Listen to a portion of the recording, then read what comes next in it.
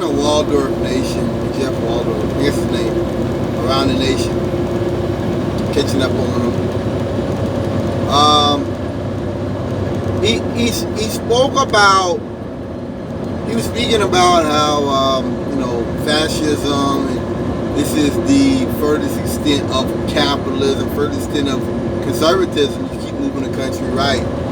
He's correct. I have a little difference of agreement.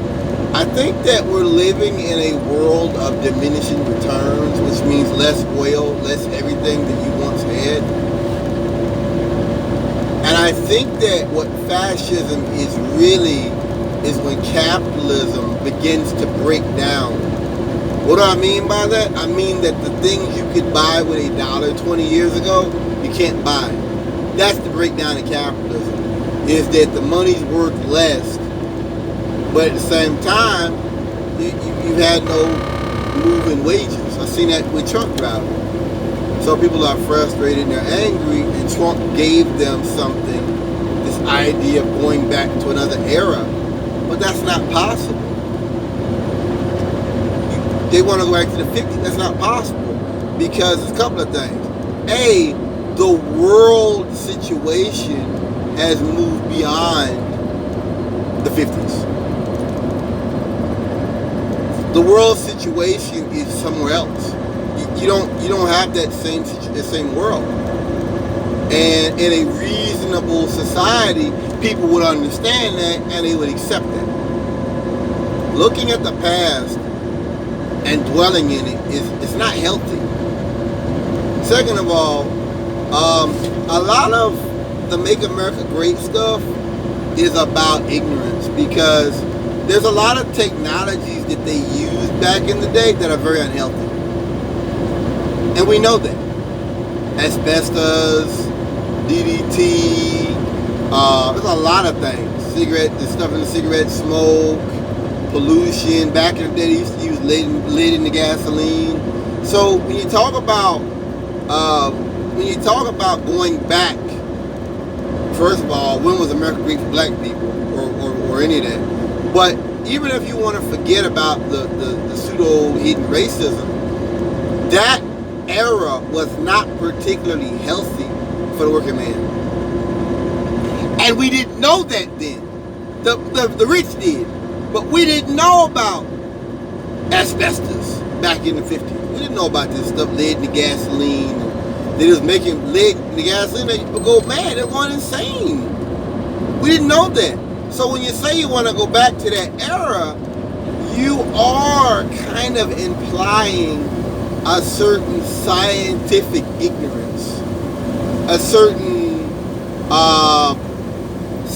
hermeneutic suspicion towards science, and towards corporate safety, and towards all the rights that workers have earned over the years. I'm talking about EPA. I'm talking about the Clean Water Act. I'm talking about the Clean Air Act. I'm talking about certain things that workers have fought and died for to bring us to the era we have now. The 40-hour work week, outlawing child labor. We didn't. Listen. Republicans talk like, oh, well, those things are okay. No, they were considered socialism back in the day too. You didn't, white man, you didn't just give us that. We fought for that shit. These crackers don't give you nothing. We fought for that shit. That's not how, white man, that's not how your game works. Oh, well, you know what, we the black people, we've treated them so bad, so let's just... No! That's not how that shit works. People fight and die, and have died to bring us the basic rights we have as workers today. Yes! Like as a trucker, if a company wants me to run in bad weather, I have certain protection under the STAA. People fought for that, and there have been lawsuits. People that have been fired for not driving in blizzards. Yes. So no, white man, you didn't. That's the danger in this post-racial nation. I think is that people forget about the struggles. I think that's when you make everything about race and sex, and gender, I think you lose sight of the larger picture of labor, of organized labor in America, of Eugene Debs, of the sacrifices and the struggles that those people had, and some of them lost their lives.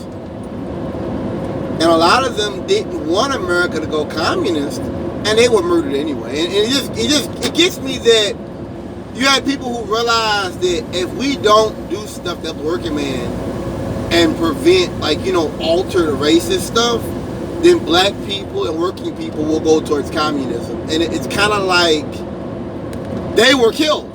Isn't that something? It's like acknowledging that, yeah, we got to give them something. And the rich like, nah, we're not going to give them that. Starve these fuckers. And you're dead. It's just like when you study history, you study the working people's history of America, you learn this, that people fought and died. White folks didn't just give us this stuff. Fuck no. It's like slavery didn't just end. Fuck no. People fought. Like the thing with the Confederate flag. I'm in on this. What's that bitch's name that came up there to the RNC and said, when Trump was running, and she's like, oh, well, South Carolina, we've gotten better because we got rid of the Confederate flag. Fuck no, bitch. Conservatives got rid of the Confederate flag because Dylann Roof killed a church full of black people. And these crackers had to do something, so they gave you that. That's what happened. These crackers didn't just get up out of the goodness of their heart and say, yeah, you're right, it's so bad how we treated black people. Fuck no. Don't believe that bullshit. These crackers, they are always fighting a rear guard action. Always. They're always, and they'll give you a little bit here, and they'll give you a little bit there, and then when they give it to you, they act like it's the world. They give you a drip of water and say it was a gallon. They give you a gallon of water and say it was a swimming pool. These crackers don't give nothing. That's how America works. That's not America's history for working people. So, anyway, thanks for listening.